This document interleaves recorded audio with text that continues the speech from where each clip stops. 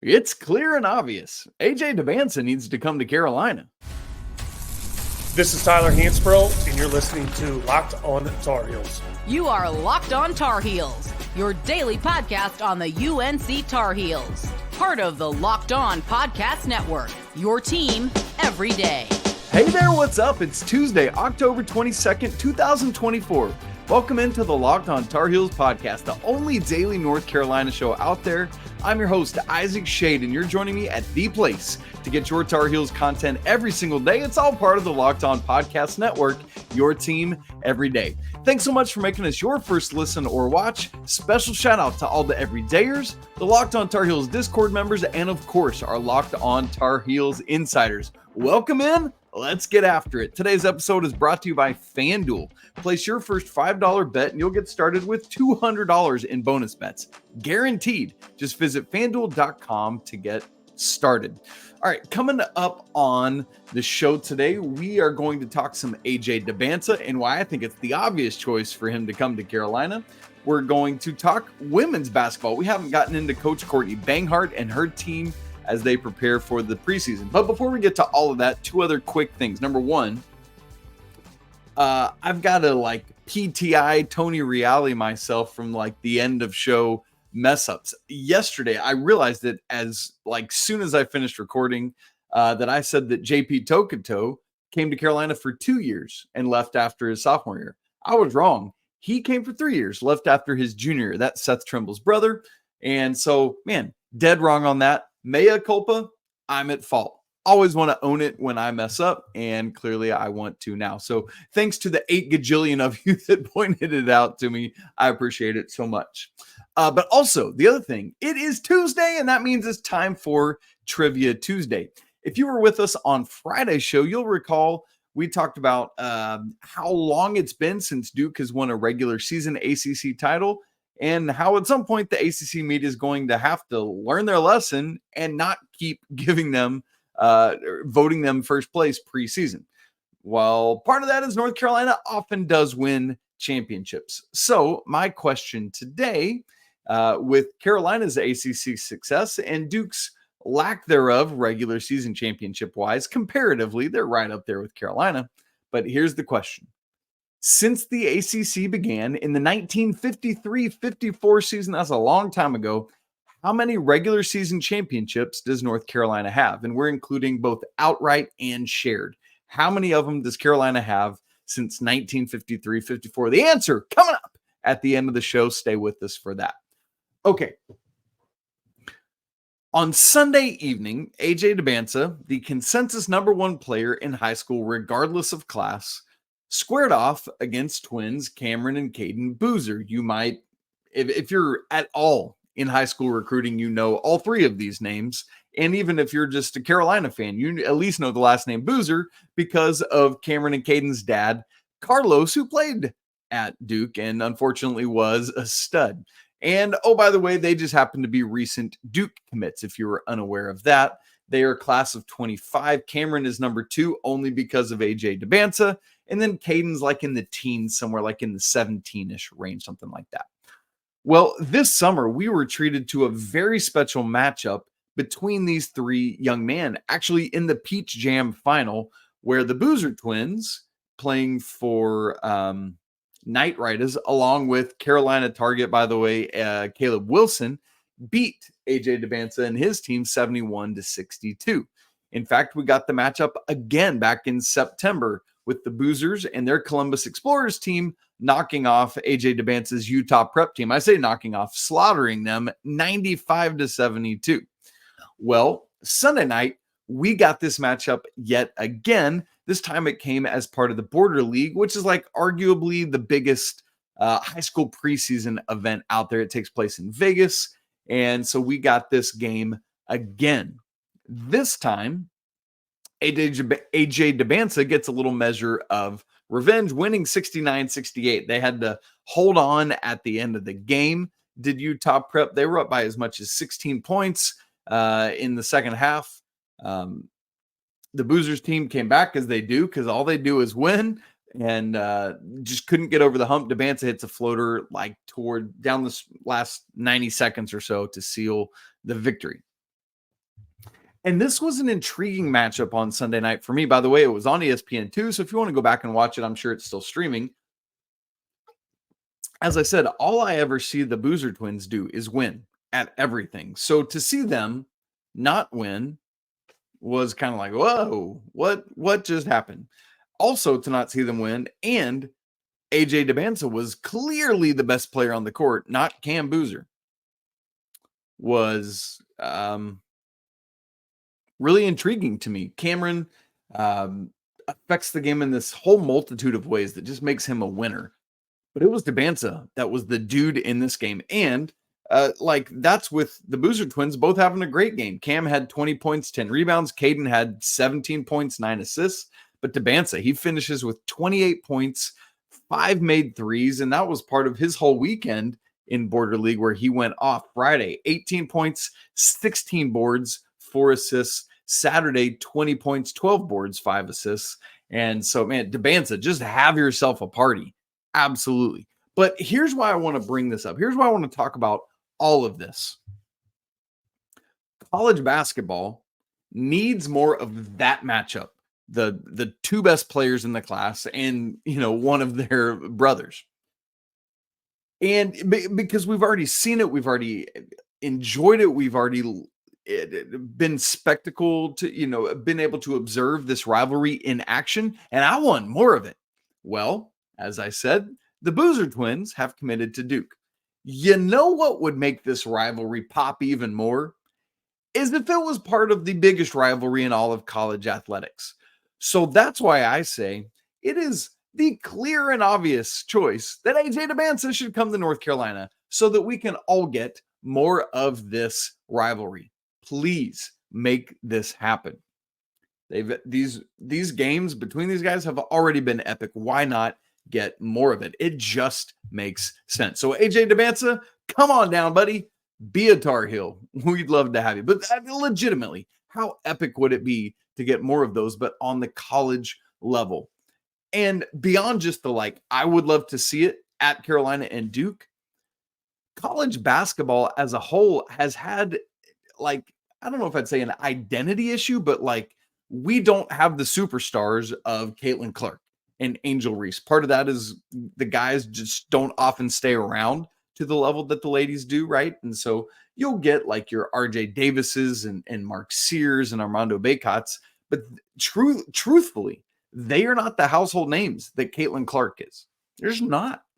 We haven't really had that. I mean, maybe there was some of that with Zach Edey, but we don't get enough time with all these one and dones to really appreciate them. And so if Caitlin Clark, was one and done, maybe we wouldn't know her the same level. But because she stays for 4 years at Iowa and does all that, or was she there 5 years? I'm forgetting in real time. It must be a struggle because I couldn't remember JP Tokoto either.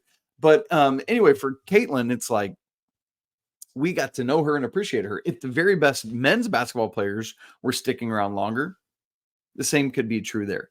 And so, I think this matters from a college basketball standpoint, that it would be Dybantsa at a place like Carolina squaring off with the Boozer twins at Duke. You're guaranteed to get that matchup at least twice in all of their 1 year of college. And then as part of this conversation also, we got to recognize that for the Tar Heels, the pool is dwindling here. Nick Humenia is committing today, Tuesday, and Carolina and Arizona were in the Final Five, but they're out now. It's going to come down to UCLA, Gonzaga, and Duke, and everything sounds like it's going to be UCLA when Humenia commits. Braylon Mullins is announcing his choice tomorrow, Wednesday at 6 p.m. Eastern time. That's down to his home state Hoosiers, Carolina, and UConn. Everything is suggesting that he will be a UConn commit and not come to Carolina. So the Tar Heels are still in on some guys. Obviously, Dybantsa. To some people, it sounds like BYU is the clear front runner here, but you never know. And Carolina has a legit shot at it, it seems like. And then, outside of that, you think about guys like Caleb Wilson. It seems like it's down to kind of Carolina and Kentucky. You hear different things on different days, so we'll see there. Nico Bundalo. Where does he wind up? Isaiah Dennis, that's the other one. I mean, just recently heard there might be some legit Wake Forest movement in the Isaiah Dennis of it all. So we wait to see. But the pool for the incoming freshmen, the class of 25 that Carolina could get at this highest level is dwindling. And so, man, landing Dybantsa would just be massive for Carolina's success going forward. So we're going to keep our eyes on that. What will he ultimately do? I don't know, but baby, landing that big fish would be so sweet. So we'll keep our eyes on it. But you know the move, Dybantsa. Come on down, keep this rivalry going. You against the Boozers, Chapel Hill, Durham. Let's make it happen. All right. Carolina men tip off now in just under 2 weeks, Monday, November 4th. But it's not just them. The UNC women's team is in the same boat, tipping off for the first time on Monday, November 4th. Cannot wait for that. What's in store for Courtney Banghart's club this season? Hopefully more health, I'll tell you that much, and more success. We'll get to all of that coming up in just a second. Right after I tell you about Roy. Hey, Locked On Tar Heels fans, it's time to recognize our Roy Player of the Week. So far this season, we've pulled over $10,000 to support players on Roy. Micro deposits lead to massive change. With the Roy app, you can direct your supports to the athletes you love, ensuring that all funds go to that player. Unlike collectives, you know exactly where your support is going. The best part, it's risk-free. If the athlete transfers or doesn't deliver the content you're supposed to get, you get your money back. Well, this week, we're going to support J.J. Jones, North Carolina Tar Heels wide receiver, for his support of his recently, unfortunately departed friend, Tylee Kraft. Wore his jersey 2 weeks ago against Georgia Tech, and Tar Heel receivers are going to continue to do that. I love how he has found a way to honor his friend and receiver buddy. So we're doing that with JJ Jones. We just pitched in $100, and we'd love for you to join us. Even $10 makes a difference. Let's show JJ the love and keep him connected to North Carolina. Remember, pay today, celebrate tomorrow. Your support sets up your team, the Tar Heels, for success. Don't miss out on Roy's exciting giveaway coming up too. Win 2 tickets to a game in November. Just download Roy, create an account, and enter referral code Locked On, and you're in. If you're already on Roy, no worries. Any contribution to an athlete's campaign enters you automatically. No purchase necessary. It's void where prohibited. So download Roy right now and join the NIL game with no subscriptions and no fees. And be sure to check him out on social media at Roy_return on you for more info. Roy, support the players, change the game.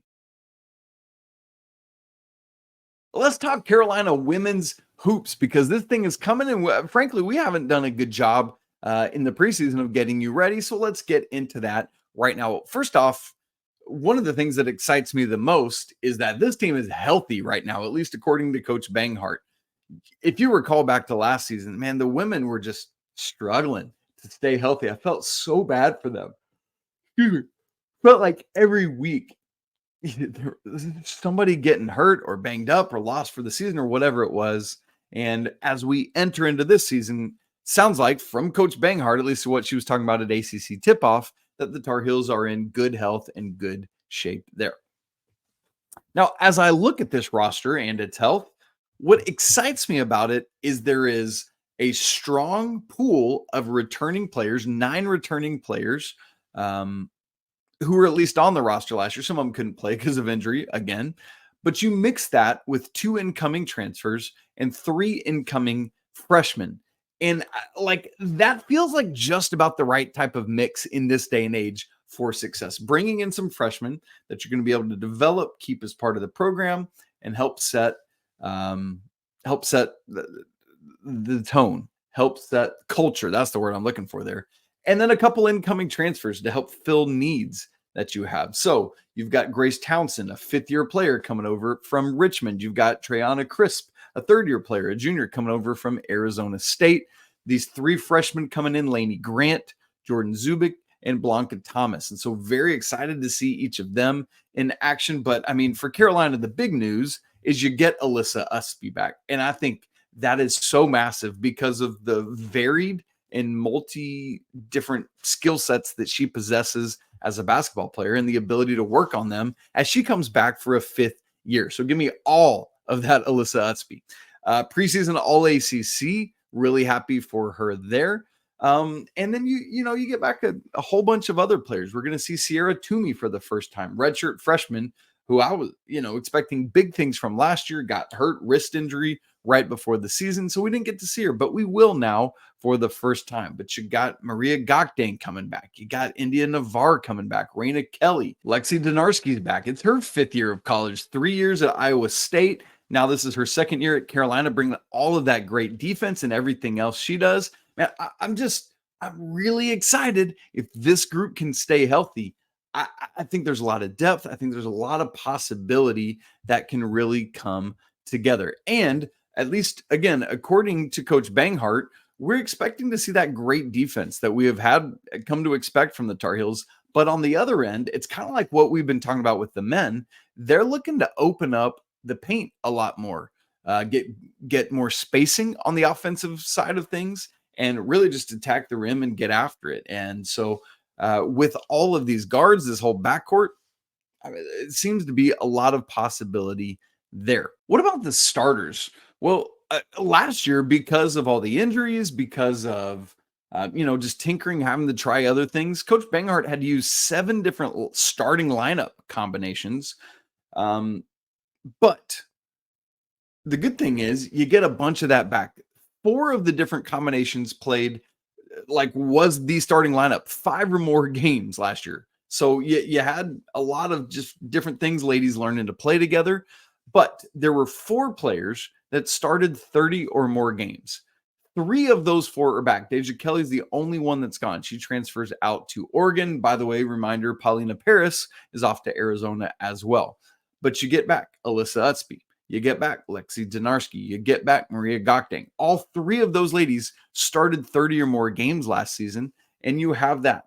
And beyond that, Raina Kelly started 11 games. India Navarre started 6 games, and others who started games. Plus, you bring in, again, a lot of talent that could do things, right? Like, I wouldn't be surprised, based on what it seems like about Sierra Toomey, if we see her slotted right in or whatever that. I mean, there's just a lot of different directions Coach Banghart. It sounds so similar to what we've been talking about with the men's team in our preparation for them. And in total, these ladies, 5 of the 6 top scorers in terms of total points scored are back. Again, it's only Deja that's gone, the leading scorer in terms of total points scored. But the next 5 scorers from last year, again, not by points per game, but by total points scored, are all back for this team, plus everyone that you bring in, plus bringing healthy women back from injury. I'm hopeful. Now, what's interesting last year is, in my head, this whole offseason, I've been thinking, man, because of the injuries, everything just went poorly last year and it didn't come together. When you look back on it, it was still like a decent and solid year. The women finished winning 20 total games, 20-13, 11-7 in ACC play, tied for 7th in the ACC. It's just couldn't get some of those key wins at times that they had like the year before. Ultimately lost to Miami in the first ACC tournament game they played, just by a point there.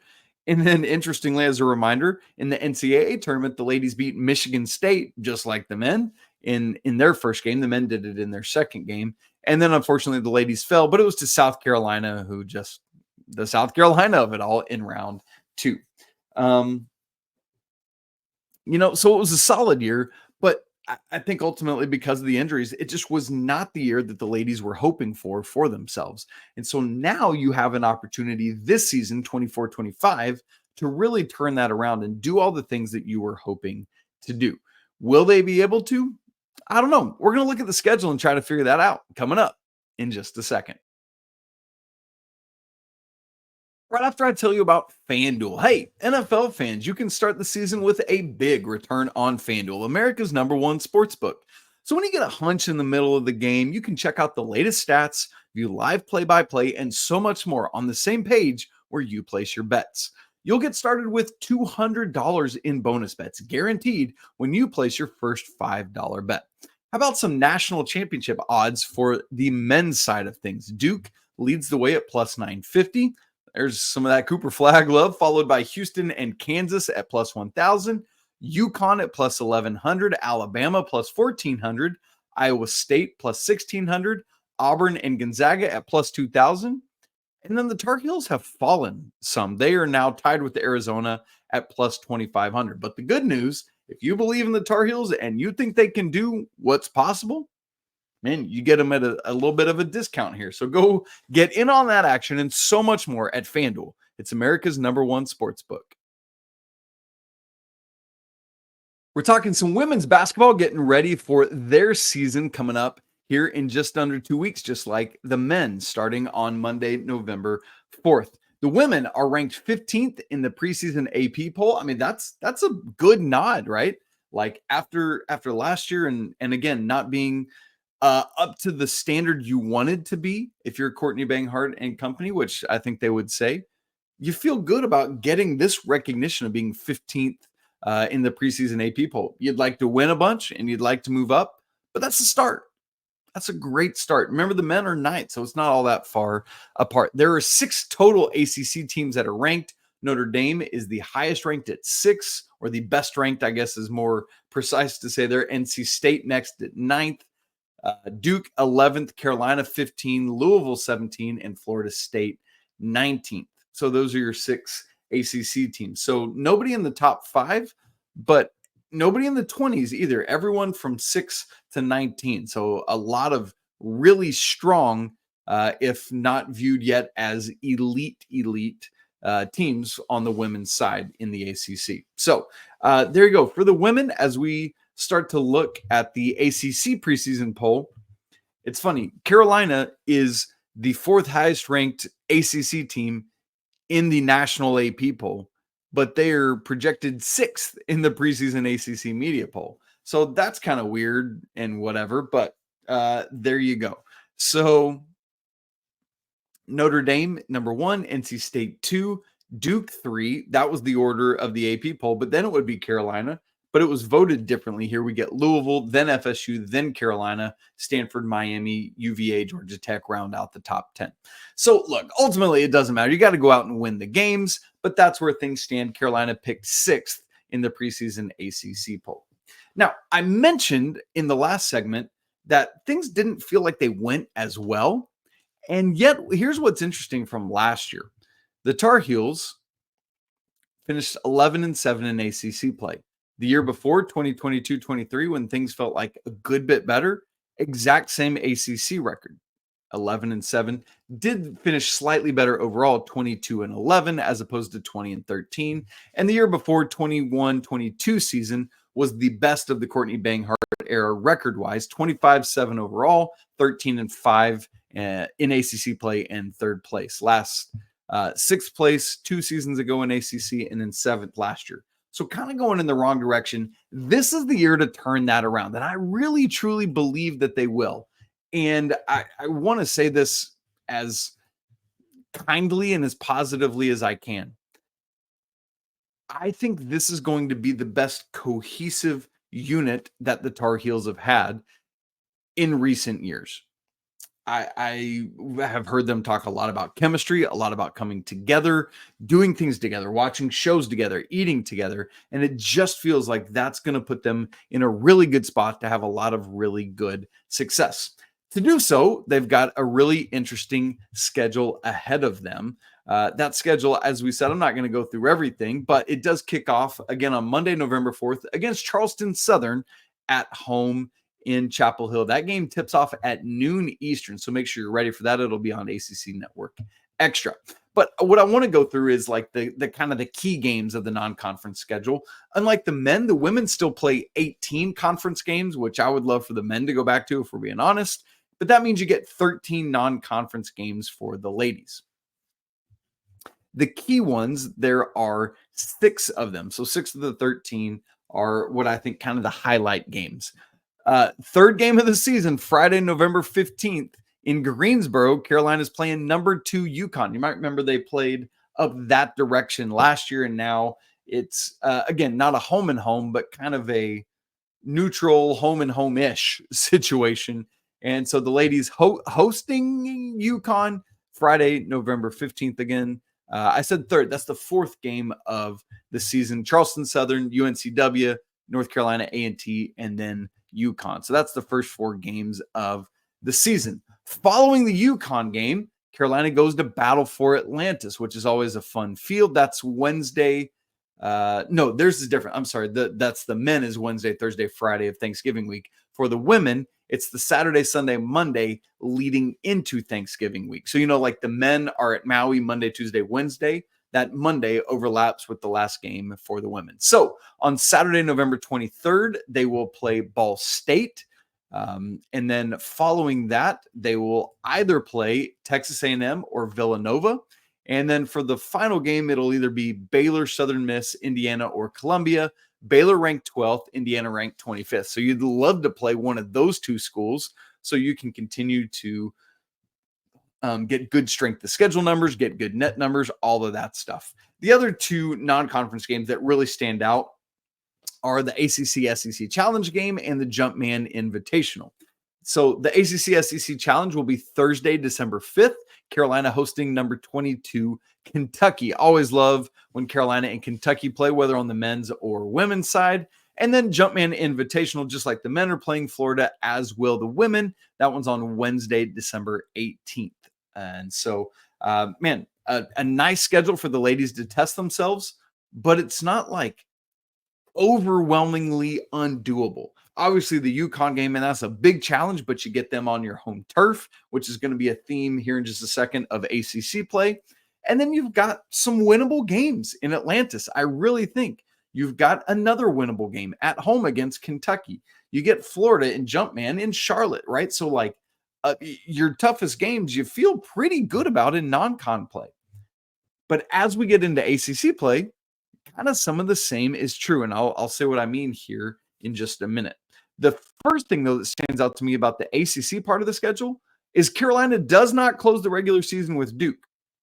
It's at Duke on Thursday, February 27th, and then hosting Virginia on Saturday, March 2nd. So very odd, but there you go. That is what it is. As per usual, speaking of which, all the women's conference games will be on Thursdays and Sundays. So you can just kind of like clockwork set it to that. There's a couple Thursdays off, but that's the basic deal.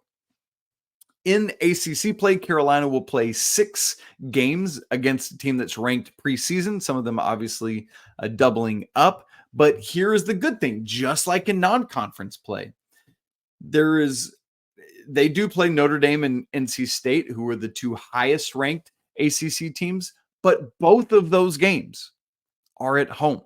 The Notre Dame game is at home Sunday, January 5th. Notre Dame's number 6. The NC State game, only play the Wolfpack once. That game against number 9 NC State is on Sunday, February 16th. And then Duke is the other team that's ranked more highly than is Carolina in the nation. Well, obviously you get one of each with them. So 3 of your 4 on paper toughest games in ACC play are at home. That's a win for the Tar Heels. And again, that's true in non-con play as well. Obviously, the committee will take that into account, but it's nice from a getting this roster together standpoint. So I'm really looking forward to that. And then the other thing I want to point out about the ACC part of the schedule is that there are 2 separate 3-game road streaks in the back half of the schedule. At Cal, at Stanford, at Clemson. That goes from January 30th to February 9th. And then at Syracuse, at Louisville, at Duke. That's from February 20th to 27th. So just in a span of like 8 days there, you get 3 straight road games. And that's 3 of your final 4 games. Right after that, you just get that game at home against Virginia to wrap up. So ladies are going to have to be road warriors late, but they can do it. Predictions for all of that, I'm going to go 11-2 in non-con play. You know what? I'll hedge and go 10-3. Why not? Just to be safe.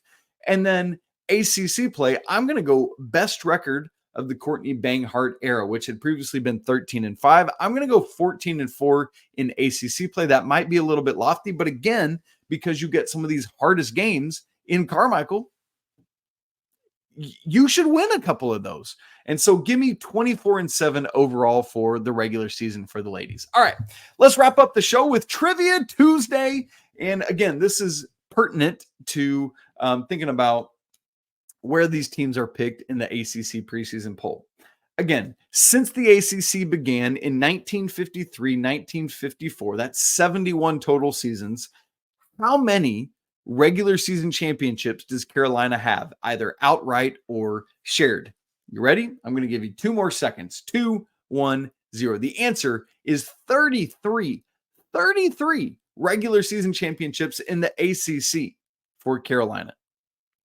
And reminder, I just said 71 seasons. This is 72 coming up.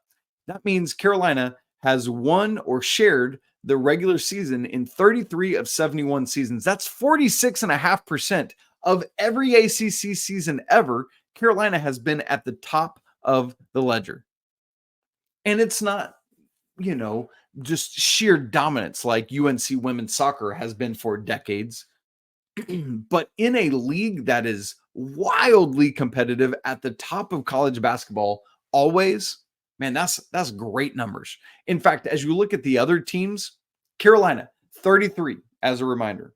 The next two teams on the list added together are still fewer than North Carolina. Duke has 20, Virginia has 11. That's still fewer combined, teams 2 and 3, than North Carolina has. That's the level of dominance throughout the history of this conference. And those are the only three teams that have double-digit regular season championships. Fourth is NC State with 7. Fifth is a team that's not even in our conference anymore. Maryland with 5 regular season championships. Then Wake with 4 and Georgia Tech and Miami with 2. Nobody else has more than 1 because Carolina has dominated this thing. Obviously, Duke sitting there at about 2/3 of the amount of Carolina's championships, and Virginia at exactly 1/3 of Carolina's regular season championships. The Tar Heels know how to win consistently in the regular season. Why not get another one now? Let's make it back-to-back yet again, right? That's it for today's show, everybody. Thanks so much for joining me. Let's get AJ Dybantsa to Chapel Hill. Go out and just flood his social media. Let's make it happen. If you're not subscribed to the show on audio and video, make sure you go ahead and do that now so you don't miss a second of Locked On Tar Heels. As a reminder, Johnson C. Smith exhibition coming up Sunday. Hit that bell notification on YouTube so that you get notified when I go live after that game, and then you can just tap right on in and catch it. If you are not part of the Locked On Tar Heels Discord community, we would love to have you there. It's free to join, and the link is in the show notes. Come for the Tar Heels, stay for the community.